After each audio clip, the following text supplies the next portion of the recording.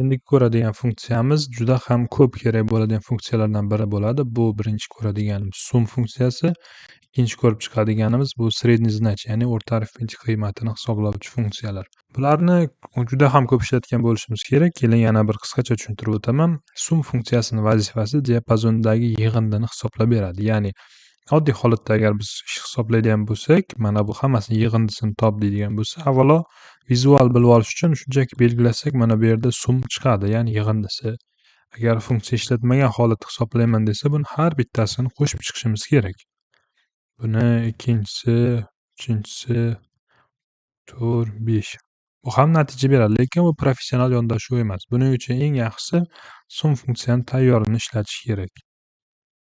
Sum funksiyasini beramiz, diapazonni ko'rsatamiz, OK qilamiz, tayyor. Yana bitta buni yo'li bor, ya'ni Excelni deyarli hamma variantida bor. Mana bu joyini bossangiz ham sum funksiyasi chiqadi. Sumni tanlasak, avtomatik ravishda aniqladi. Mana shu diapazonmi deyapti.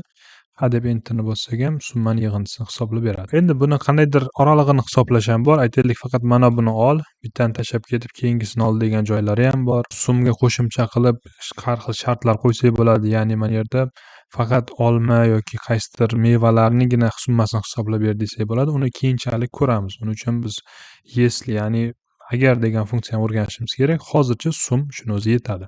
Keyin ko'radiganimiz o'rta arifmetika hisoblanadi. O'rta arifmetika ham boyagi sumga o'xshab juda ham ko'p qo'llaniladi. Uni ishlash prinsipi quyidagicha. Mana shu uchalasidan o'rta arifmetikani topish uchun uchalasini yig'indisini topadi va uni 3 ga bo'ladi.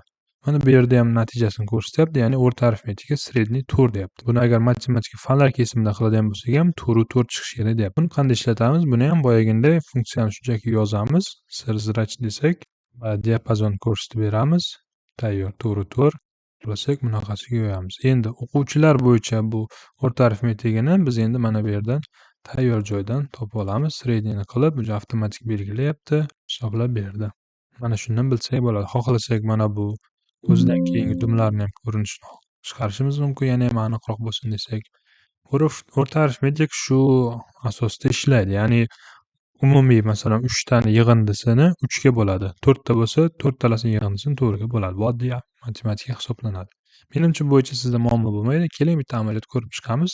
Aytaylik, biz yanvar oyida qilgan xarajatimiz, boshqa oylarda qilgan xarajatlarimiz turlicha bo'lib turibdi va bizdan so'rashyaptiki, jami xarajatlar, bu bo'lishi mumkin shaxsiy xarajatlaringiz, kompaniya xarajatlari. So'rashyaptiki, jami xarajatlarni topib ber, ya'ni yil davomida qancha xarajat qildik. Buning uchun mana bu yerda shunchaki summani belgilaymiz va bizga kerakli diapazon mana bu. Shunchaki enterni bosamiz, bo'ldi. Demak, 11.985.000 xarajat bo'libdi. Agar bu o'zgaradigan bo'lsa, pastimizdagi summa ham o'zgaradi.